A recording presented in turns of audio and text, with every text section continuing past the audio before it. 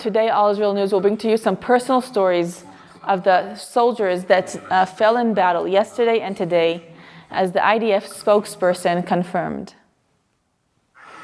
The first one is Daniel Yaakov Ben Harush, 31 years old.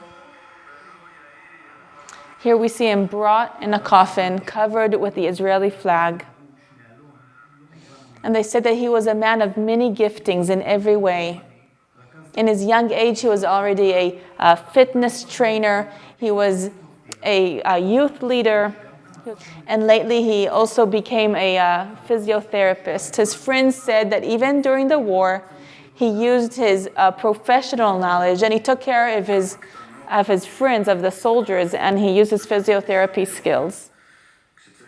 And his friend says, it's a childhood friend that says, how little are the words when I need to describe a big person like you.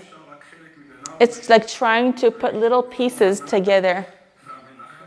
Daniel fell yesterday in battle, and he left parents, 3 siblings, a wife, and a 2-year-old baby boy. Next is Rotem Yosef Levi, 24 years old, from Oronit.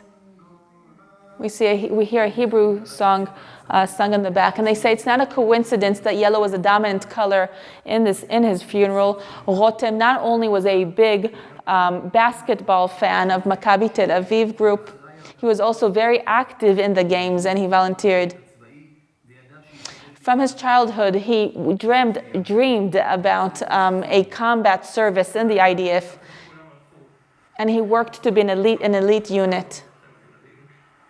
And this is his father. His name is Asi. And he says, yesterday, when everybody left our home and we stayed just us, the little family, I told you children that there will be many hard days ahead of us. But after them, while he's tearing up, he says, after them there will come good days, because this is what you taught us, Rotem, that we ought to be happy. And Rotem fell in battle yesterday in the northern part of Gaza, and he left a wife behind, Shoham, and 3 siblings and parents.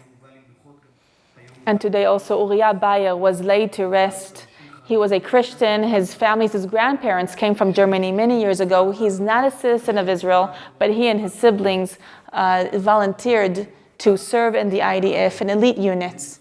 He was 20. Netanel Silberg, 33 years old. We hear the cantor in the background. Netanel's friends from the reserve duty says that Netanel was a thorough kind of guy, very goal-oriented, and every mission that he took on was excellent as in the result. He was a friend that before he saw himself, he saw his friends and his family. Here's his father that says, I asked you to take care of yourself, to guard yourself, and not to be a hero. We heard from your commanders and your friends what you did. You ran ahead to exchange another friend that fell or that got injured, and you fell in battle as well. You didn't have to, but that was your way. Netanel was a team commander, but he fell yesterday in battle. He left parents, 5 siblings. One of them is a twin. He's 33. Here's Yarin Gehali, 22 years old, from Rehovot.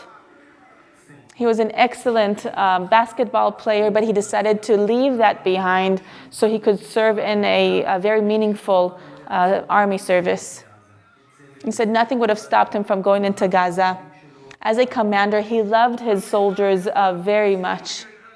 Yarin fell yesterday in the southern part of Gaza. He was 22 years old.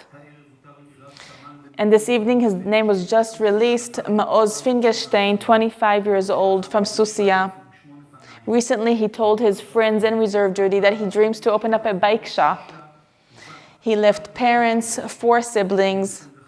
He was 25 years old. And here's Lidor Yosef Karavani.